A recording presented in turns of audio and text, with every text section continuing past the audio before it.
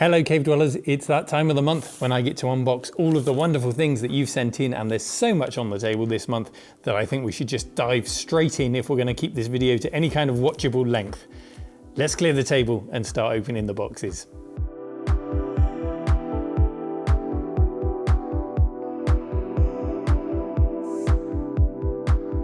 Okay, so what we've got here is a combination of things that you've sent in and things that I've been buying, because in light of building the new exhibition space and seeing all of the new shelving, it's prompted me to start buying games again. I haven't been collecting games for a long time.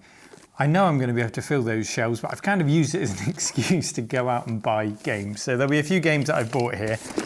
This first parcel is from Chris Dawes. Not sure what it is, but thank you for sending it in, Chris. My trusty box opener. Oh wow, I can see immediately what this is. We have had one on the channel before, but it was on loan from the Swindon Museum of Computing. These are boxed, at least I hope it's in the box. Auric Atmos. Get a look at that on the overhead cam. On the shelf, I've already got this, an Auric 1 computer, and the Atmos is very similar, but it's the follow-up machine. So it's great to be able to pair them up. No idea what kind of condition this is in. It says it's a 48K model, Auric Atmos. Should we have a quick look inside? I mean, it warrants an episode all of its own, but we've got to check it's in there. Wow, there's everything I could wish for in here. We've got the computer. We've got cables to connect to the Erebus, the SD card reader. We've got two of them. We've got the Welcome to Auric Atmos tape, and there's a SCART video cable there. Everything I could possibly want, assuming it works. And looks like there's a sticker missing from the front, so we could try and replace that, test it out, make sure it's working. Not today, of course, but what a lovely, lovely way to start today's unboxing. Thank you so much, Chris. This is a really generous donation. Off to a blinding start then. Thank you very much, Chris. I'll pop it on the floor because I don't want to knock it off the table while I'm opening other things. Let's go for the next box, something a bit smaller. Now, I did actually tear this one open because it came to my house instead of the cave. It came with a card. My goal is that you manage to get a kick from this. Love the new cave from C64 Woody. And he sent us the barbecue sauce last time. And what this is an acrylic print of a football game. Might even be Kevin Tom's Football Manager. England 4, West Germany 2. It's the 1966 World Cup final, and I know exactly where I'm going to put that. I'm going to put it on my display here of football games next to the World Cup. There we go, the perfect place for it. I'll put your card with it as well. And I really appreciate everything that you do for the cave and your support. Thank you very much for sending that in. It's perfect over there. What have we got next? Now here's something quickly I meant to show you right at the start of the episode, but I've just spotted it over there. Last time we did an unboxing, I was very kindly sent the V4 Vampire standalone. And I sent it on to Stephen Jones, who makes the Checkmate cases, and he in turn has made this. This is a bracket, all machine tooled and painted black, on which the Vampire V4 sits. All of the ports are extended to the back, and then this goes in his Checkmate case. He promised he'd do it, and I think he's going to make this as an optional extra for other Vampire owners with his Checkmate and his Checkmate mini case. So that's perfect. As soon as my case arrives, which I backed on Kickstarter, I can just drop that in. Haven't voided the warranty on the Vampire because the case is still on. I think they get a bit funny if you start taking it out the case for some reason. And there we go. I can have my Checkmate mini Vampire. Brilliant. Thank you for that, Stephen.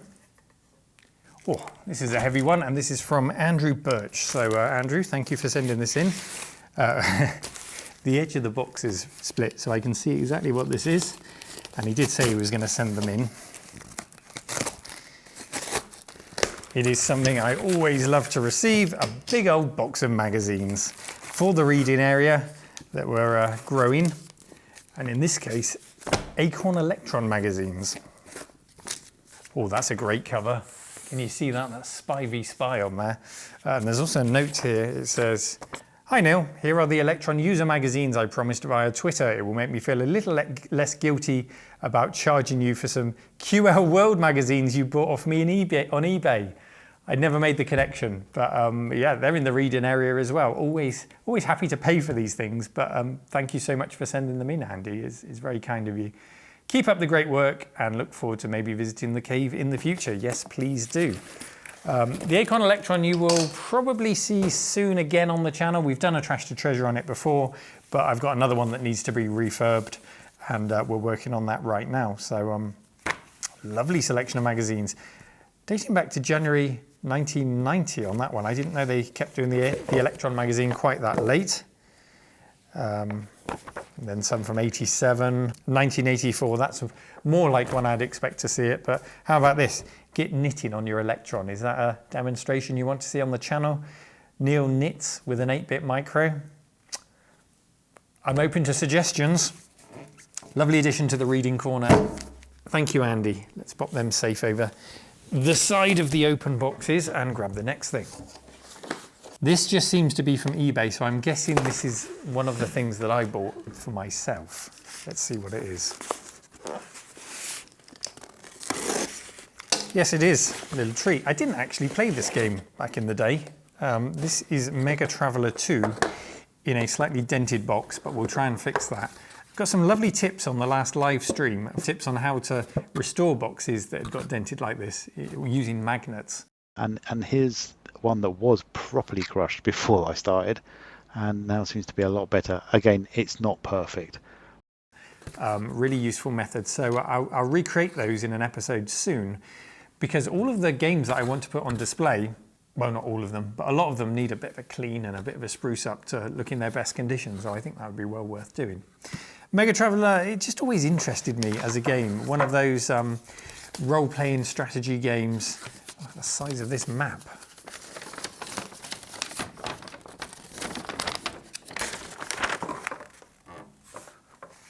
Yeah, that's not making much sense to me right now, but I'm sure it's important to play the game. All of those sectors you can go and explore, perhaps. But yeah, a game that's always interested me. Retailed at £24.99, not to be sniffed at back in the day, and it says it has enhanced graphics and superb animated sequences and 5 man-years of development. Wow, it's got to be worth a look sometime, hasn't it? Have any of you out there played this? If so, let me know. Am I missing out? Do I need to load it up pronto and give it a go? Next box. And this, I believe, is another eBay one. So another one that I've bought this month. I'm really excited to open these. Games that I either had and regretted selling or always wanted and never got round to buy. That's what I've been buying this month. Oh, and this is definitely one of those that I never got round to buying. I never got further than a playable demo of this, but you all know I'm a massive fan of flight sims.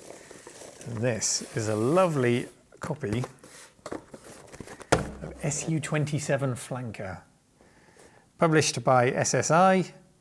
And this is a really fascinating one because not only was it a great game when it came out, what year was it here? 1995. The thing that really struck me was it was a really high resolution game. You can see the screenshots on the back here. It didn't try and chase texture mapping like a lot of flight sims of the day did. We were just progressing into texture mapping everything. And instead it went for high resolution, and it had shading, but it didn't really try to texture map everything. So it had that real authentic feel of, say, a 1980s military flight simulator like you used to see on the telly as a kid, and you always wanted to go on, but they cost multi-millions of pounds. This really looked like that, and it had the flight model to back it up. And if you've never heard of this, but you're a flight sim fan, the same team that made this went on to create DCS World, which is one of the most played and loved combat flight simulators right now that people play. So its heritage continues into the present day, and a wonderful team. Let's just have a quick look inside because it feels like it should have a weighty manual in there. It's on CD. There we go, that's what we like. Lists of different armaments, how to dive bomb, everything you really wanted to know. Quick look at the map, and you can see it's based on the Crimean Peninsula and the surrounding area. Definitely one. And I think, because, as I mentioned, the lack of reliance on texture maps, I think this will hold up pretty well today. And when you bought this, you got a free ticket to the Imperial War Museum. What a package. We'll put that over here with Mega Traveller. says on the back here, so realistic it should be a secret. It may be something I bought. It may be something Miss RMC bought and accidentally had delivered here. It has been known.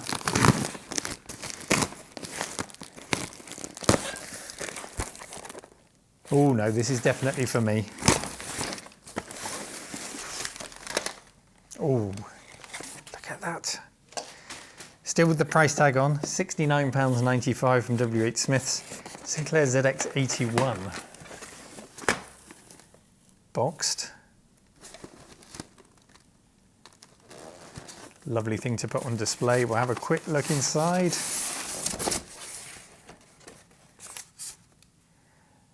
And there it is in there. I do have another ZX81, but I haven't tested that one. So we can test them together, check they're working, refurb them. They probably need some work to get the keyboard working, maybe the membrane, a little bit of nail polish. I know that's a popular fix on the red logo that gets faded. What's this here? Is this a RAM pack? I think we might have a RAM pack included there. So that's really nice. And then we've also got just a loose ZX Spectrum in here. You can never have too many ZX Spectrums. This one says 16K on the bottom. And if that's the case, then it makes it quite an early example, because you had the choice of 16 or 48K Spectrums when they first came out. And then it was just 48K Spectrums from there on after. So it'll be worth opening this up and seeing what revision board we've got in there. And then a selection of games, some of which are for the ZX81. Heathrow Air Traffic Control from Hewson Consultants. They went on to do big things. I mean, look at that. That's some of the very earliest examples of ZX81 software. Only one way to find out. And look at that. Now that is a classic. 3D Monster Maze. Cited by some as one of the first examples of horror software. I mean, it's a bit of a stretch because it's a very basic maze, but you are being stalked by a dinosaur. So I can see why it would be considered like that. Oh, that's a nice tape as well. But that is a real classic and an absolute lovely addition to the software library here. Thank you. Oh, and I found a note in here. It says, Neil, ZX81 plus the ZX Spectrum 16K. So it's the 16K edition. On the unboxing video, I would like you to read out my name. Are you ready? Stuart Reynolds. Thank you very much, Stuart, for sending this in. That's Stuart Reynolds, if you didn't hear. The name that should be on everyone's lips, Stuart Reynolds. Thank you so much, Stuart, for sending this in. Really appreciated. And it will all have a place here in the cave and be on display for people to use and enjoy. And I'm going to really enjoy opening up that 16K to see what revision motherboard's in there, system board, and share it with you all on a future video. I hope you don't think me rude for rushing through the boxes today. We're going through them quite quickly. It's just that we've got so many to get through. Yes, I can see exactly what this is. These are things that I bought on eBay.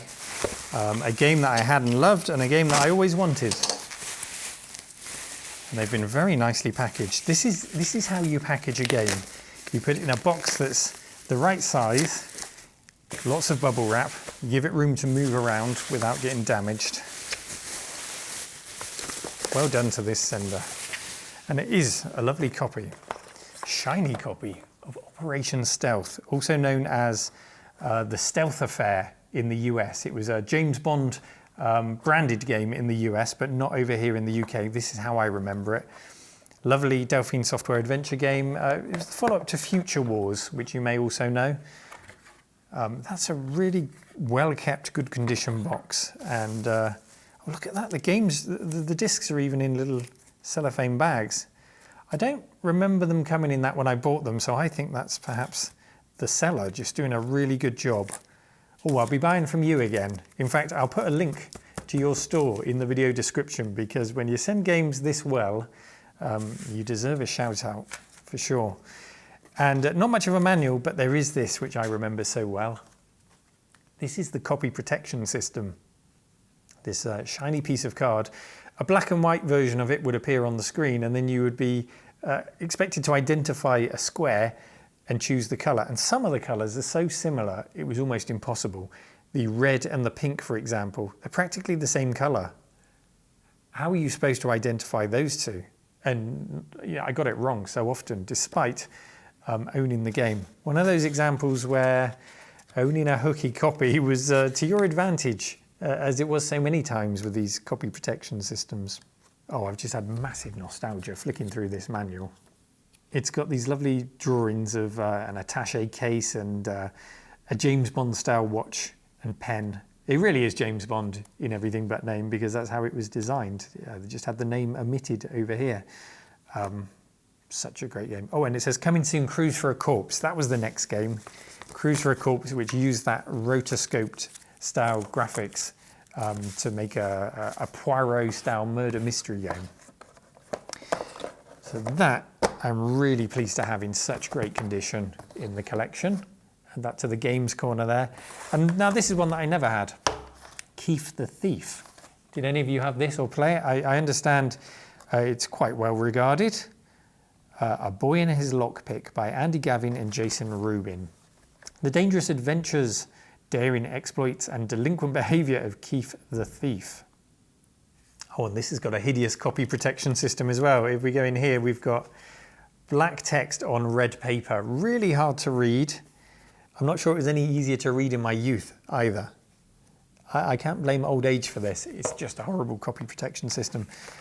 These shelves are filling up pretty quickly in the exhibition space. Next box, let's pick something large again.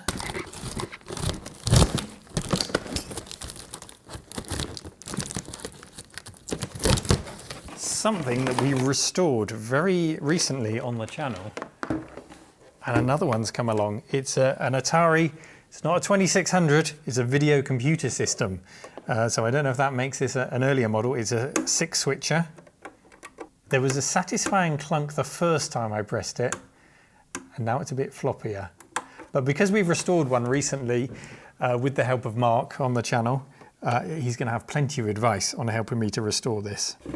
Little bit of damage on the front there, a bit of plastic that snapped off. Oh, and that side, I think that's quite a common thing. I've got another one with bits missing there, so maybe we can 3D print a little replacement bit to go in there. But otherwise, looking good. Serial number 813,000. So that's the power supply. What else have we got here then? We've got this box.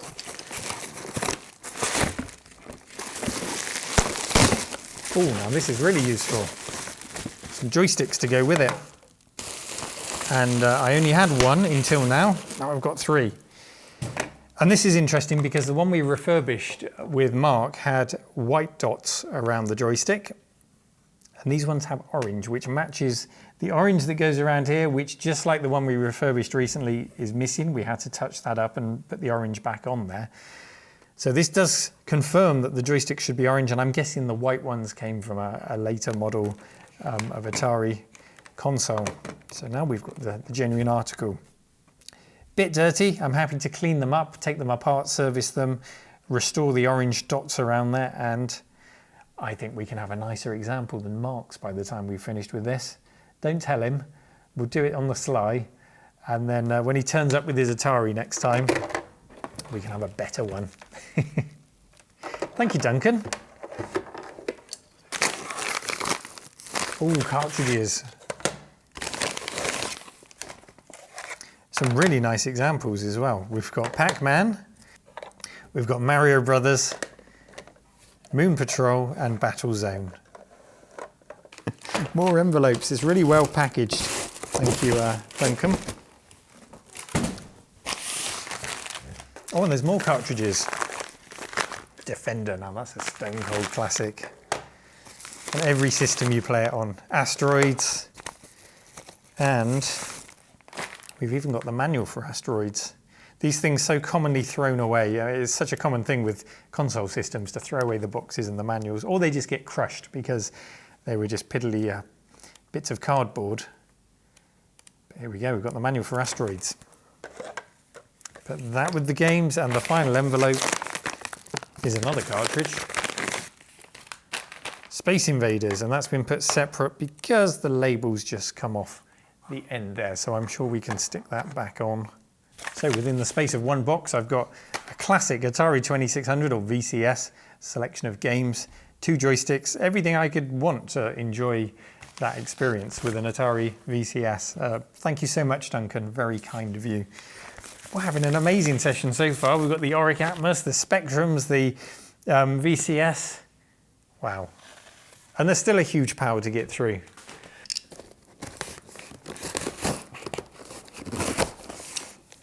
And it appears to be very nicely boxed. What is this? It looks to be MIDI-like. Got a power supply from a TP-Link router or modem. Oh, hello. I'm seeing the words Yamaha. Get a load of this. Oh, Colin.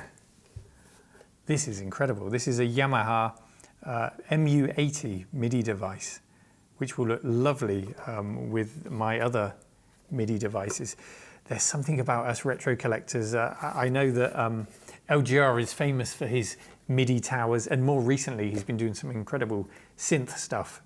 He's just built this amazing musical equipment and is making some good noises with it.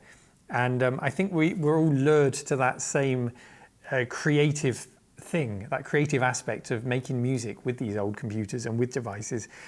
And getting hold of devices like this that we could never afford back in the day. These were in music studios, these cost a fortune. But now we can get hold of them for a slightly more reasonable price, although those prices are escalating again, and finally have a chance to play with them. So this came out in 1994. It says it's the first XG capable device, effects included, AD input for guitar or microphone. Effects can be applied to the AD input signal. Box is a metal chassis with a backlit LCD display. Right, so 94, this would be ripe for some mid-90s DOS gaming, wouldn't it? I wonder what Grab Bag from Duke Nukem sounds like coming through this. We'll find out. This will definitely be attached to a mid-90s PC in the exhibition space. Thank you so much, Colin. That's a really special thing. And it's a great thing to have in the collection. Thank you, Colin. Next up, it's a package from Jorg. And where's this come from? Germany. Let's see what's inside. And Jorg's included a postcard. And it's a man surrounded by bottles of beer. Now, I know I've just built an exhibition space that looks a bit like a pub. Okay, you've nailed it. That's exactly what it will look like here in the evenings when the cameras are off. I know. Here is the Sinclair game we talked about. Let's see what that is. I've added a copy of Targ Central City from Mercenary. I bought it way back then with my cousin. He got the original map. And this is a Hudson Soft game, which Hudson Soft you'll know a lot from the PC Engine. It's called Stop the Express. It looks like a man fighting with a phoenix on top of a train or something. I'm not quite sure what he's fighting. Your mission, to stop the express and capture the red men, your ally, the snake bird. Okay. That's just how I remember the old Spakey games with those silver labels. Hudson Soft, 1983. That's nice. It mentions I've added a copy of Targ Central City from Mercenary. That is not in the box. Oh, okay. Sorry, there's a bit of paper here that's come out. This is the map. There you go. That's what he added. Not the tape. He added the map of Central City from Mercenary. Such good memories of Mercenary. Whether it was on an 8-bit micro or the Amiga like I played it on. Just one of my earliest experiences of open world gameplay. I really did enjoy that. Jorg, thank you. There goes the postcard there. I should have a wall really to put postcards and things. In fact, what I should do is I should encourage you to send with your donations your message on a postcard, and then I can have postcards from all around the world somewhere on the wall. I'm gonna try and encourage that. If you, not mandatory, of course, but if you're kind enough to send something in and you've got a postcard or something regional kicking around to write your message on them, please do, and we'll find a wall somewhere to compile them all. What have you been buying this time, Neil? I honestly can't remember. More magazines for the reading corner, and this time they are CDI magazine. They look to be in pretty good condition. And it's a real glossy magazine. Everything about the CDI was glossy, wasn't it? The production values of the games, the magazines, everything surrounding it, it was really Hollywood. Exclusive interview with 2 Unlimited. Who Shot Johnny Rock? I was just talking about that yesterday with Mean Machine Dean. It was the game that followed up Mad Dog McCree. And I had it on MS-DOS and the footage was so grainy. I imagine it was way better on the CDI with an MPEG module. But yeah, look at these articles. This is a really glossy, no expense spared magazine. That's a nice cover. You know, I didn't know the Discworld adventure game came out on the CDI. Did it ever come out? Is this a preview or a review? No, it's a review. And it scores 92%. I've just read at the end of this review. Check this out. Although they've scored it 92%, at the time of going to press, the CDI version of Discworld was in the final beta testing stages of development. We therefore had to use the PC version of the game for the review. According to our sources, though, both versions play identically, the only difference occurring in the speed of the game as a whole and a few cutbacks in background animations on the CDI version. So they've reviewed the PC version and just assumed it will be as the CDI, same as the CDI. Naughty. I mean, it's very honest that they've shared that at the end of the review, but I'm going to have to go and look up now. Did it ever come out on the CDI and was it as good as the PC? I'm dubious. This one's from Ben Rattigan. The end is open, but I haven't had anything out of it. Multiple packages in here. These are more magazines. So many magazines this month. And these are The Complete Spectrum. All you want to know about the world's best-selling computer. And that is part 1 in 6 monthly parts. I think we might have the whole collection here. There you go. I have got a complete magazine collection. Hey, you can't say that about many retro magazines. I'm guessing we've got some programming guides and that, yeah, it's a bit like Input magazine. Learning how to program.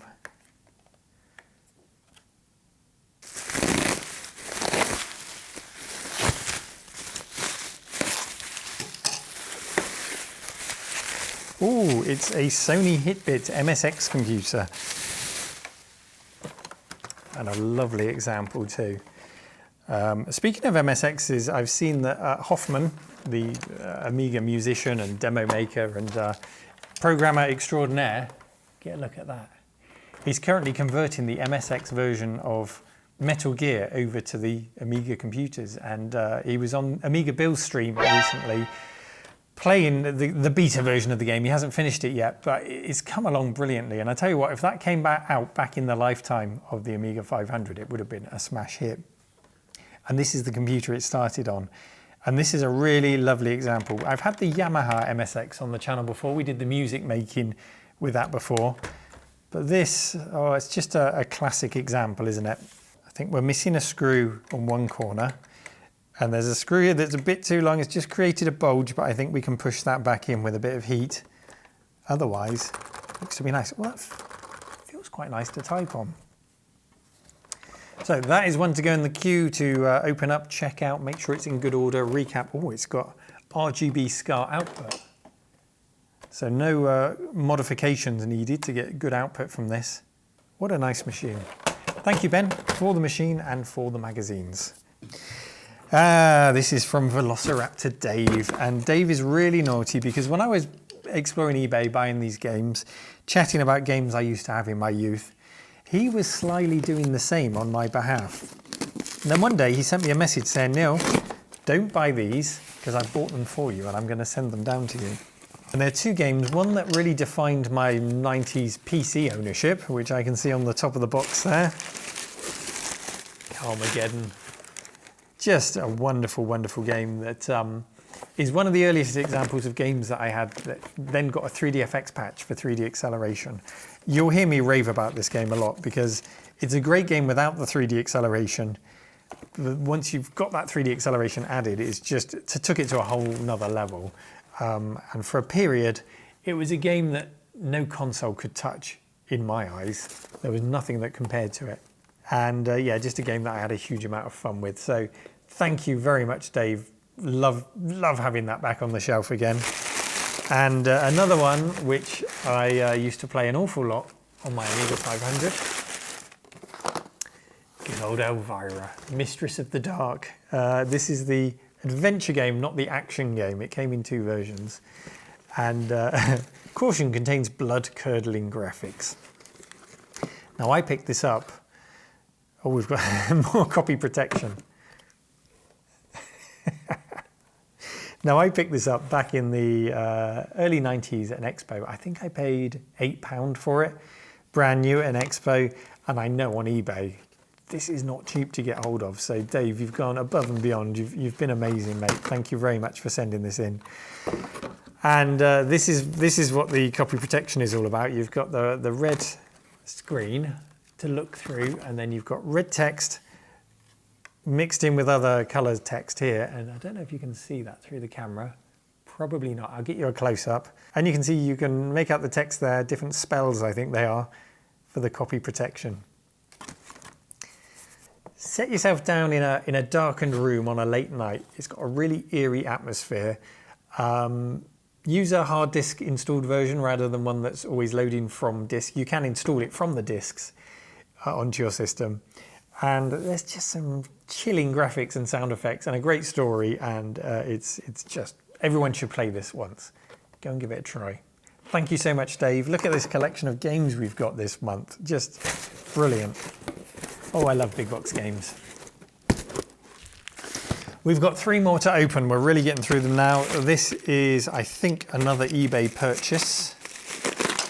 Yes, it is.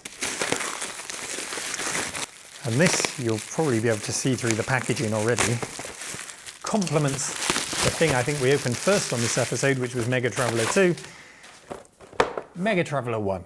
So we need to start with that one before we get onto the second one. Lovely ring-bound manual in there. A very similar map to the first one. I can see, I don't know if it's set in the same place and time, but it looks similar. And an awful lot to read through before I can play it. And it's also promoting a game called Space 1889. Don't remember that one. Looks very H.G. Wells-like. So many hours of gameplay for me to enjoy, thanks to the Mega Traveller games. Just need to get the machine set up so I can actually play them in the exhibition space. One more big box. Let's open this massive box over here. What is this? Heavy duty suction cup lifter. Why? Well, are we going to go climbing up the walls with these? Well, we've got 2 suction cup lifters. Good. Are they needed for what's inside? There is a real mix of things in here. Still no idea who it's from. We've got a USB Super Nintendo pad. Useful. That will go nice in the mister when playing the Super Nintendo games for that authenticity. Well, this is useful for the cave. We've got a 36 light LED coloured light. We can light up some walls with that. It looks to be brand new. So I won't take it out yet because all the bits are securely in there. So yeah, that would be good. And we can mount it up high and maybe light up some of the machines. I'm actually looking for lights like this for the exhibition space to not spotlight, but just flood different coloured lights around the machines. So I'll try this one out. If it's suitable, I'll get more of the same. That's nice. Thank you. The G-Mark Aloha 2-piece telephone. Here's a box of cassette tapes. Even better, if I'm honest. I mean, who wants the G-Mark Aloha 2-piece telephone? Not me, honest. We've got in here a big old collection of Zap mega tapes. So these are all cover tapes from Zap magazine. We've also got Commodore format. Oh look, there's Elvira again, just by coincidence. and that's Commodore format as well. So a Commodore owner here, sharing with me their old Commodore cover tapes. An older box of floppy disks, which are filled with a CD-ROM driver, more CD-ROM, all of the CD-ROM drivers, modem drivers, Toshiba companion diskette, power SCSI drivers. The plot thickens. This is an old Commodore owner who had SCSI devices and Apple devices, because we've got an Apple Ethernet adapter there. This is a real box of mystery. Some good things in here though.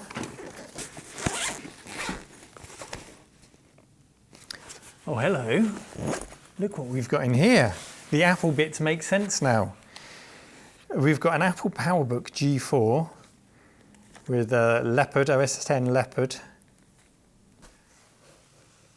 And that is a very nice condition, PowerBook G4. Oh, it's weighty, it's solid. That is a nice feeling piece of design. Does it turn on? I expect it needs some charge, if indeed it works at all.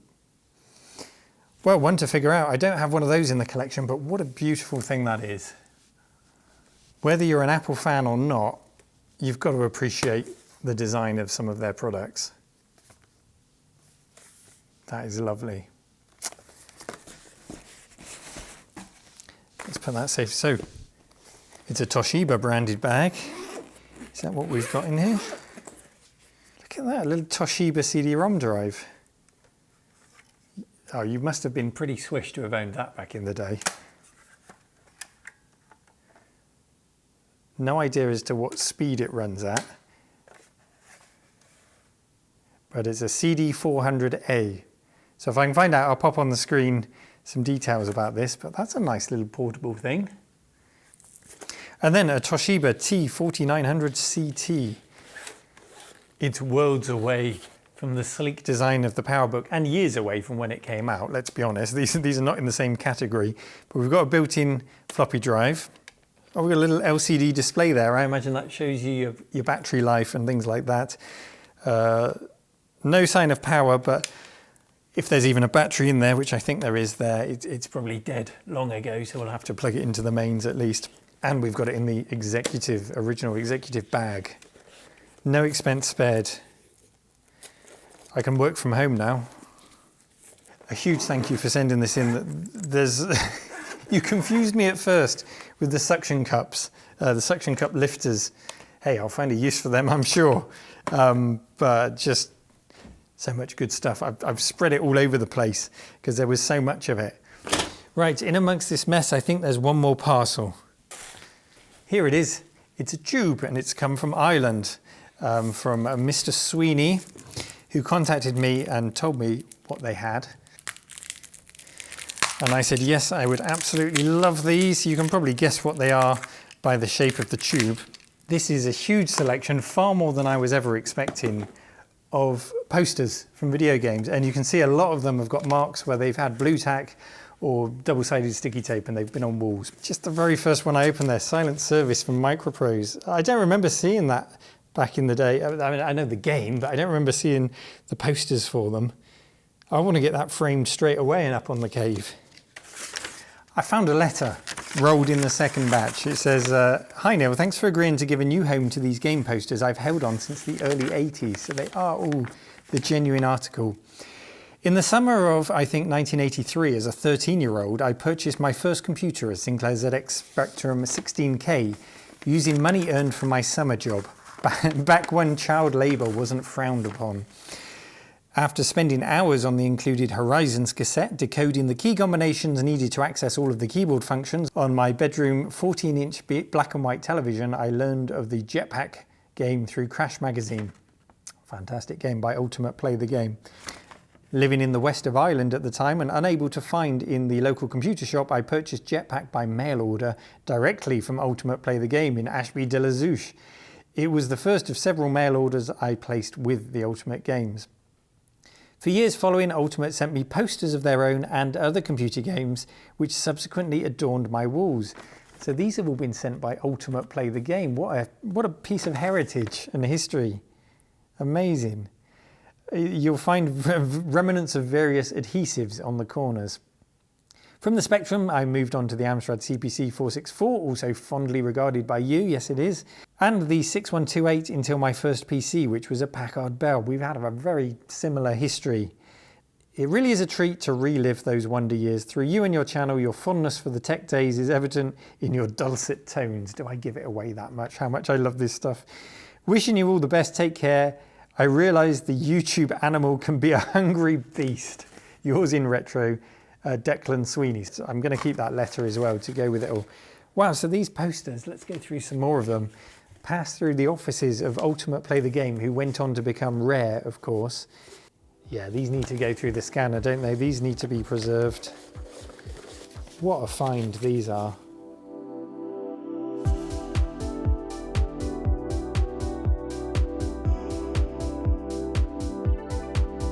Those posters are fantastic. I've laid them all out to try and get them a bit flatter. I want to display them all, but I don't want, well, I haven't got the room to frame them all and have every single one up. So I was thinking, do you remember how you used to go to the shop and you would flick through the posters in the big frames and look at all the pop stars or whatever else they had in there? What if I could get one of those as part of the exhibition? So you can come and you can flick through all of these authentic posters, these and more, because I'm sure I've got boxes and boxes full of game posters that we can add to that. So you can have a real sort of art corner, maybe in the reading area. I don't know, it's an idea I'm formulating, and we'll see if we can find a solution to that so everyone can see them.